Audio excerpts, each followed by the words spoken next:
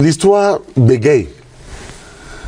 On raconte qu'en Allemagne, il y avait un peuple qui était très riche, qui avait tous les leviers économiques.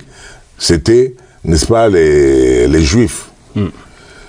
Et qu'ils étaient d'une arrogance. Moi, je dis, on raconte, c'est le bruit, je rapporte. Hein, et ils étaient d'une arrogance telle que le peuple allemand se sentait un peu frustré.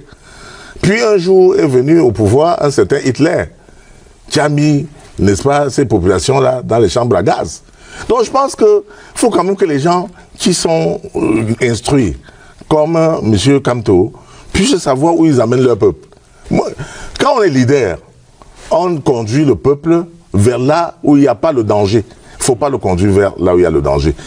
Qui seraient les perdants ici au Cameroun si on devait tout saccager, comme ils ont saccagé l'ambassade là?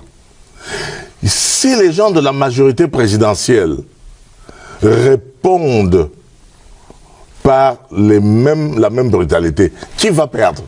Je vous ai expliqué que nous nous vantons que c'est nous qui possédons Djega Palace, c'est nous qui possédons c'est nous qui possédons les richesses du Cameroun. Qui est perdant? Je vais vous raconter une histoire. En 91, moi j'habitais à Biémassila. Et quand l'affrontement parlementaire autour de France nous a mis en danger, nous qui n'étions pas partis à cette histoire, moi j'habitais là avec ma famille, j'ai dû m'exiler pour aller m'installer à Douala.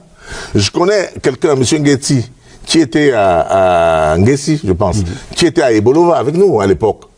C'était un grand propriétaire, il avait un immeuble, il avait une boulangerie, un gars hyper riche, il est vivant.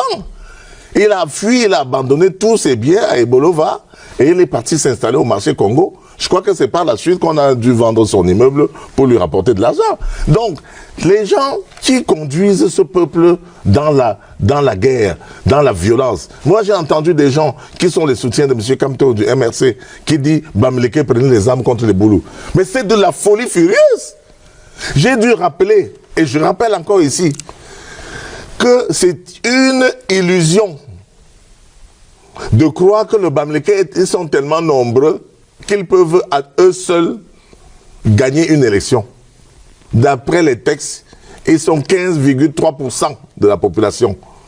Il faut composer. Aucune tribu au Cameroun ne peut prendre le pouvoir seul, sans composer avec les autres. Ça nous ramène à ce qu'on appelle le vivre ensemble. Le vivre ensemble signifie donc que tout le monde ait sa place.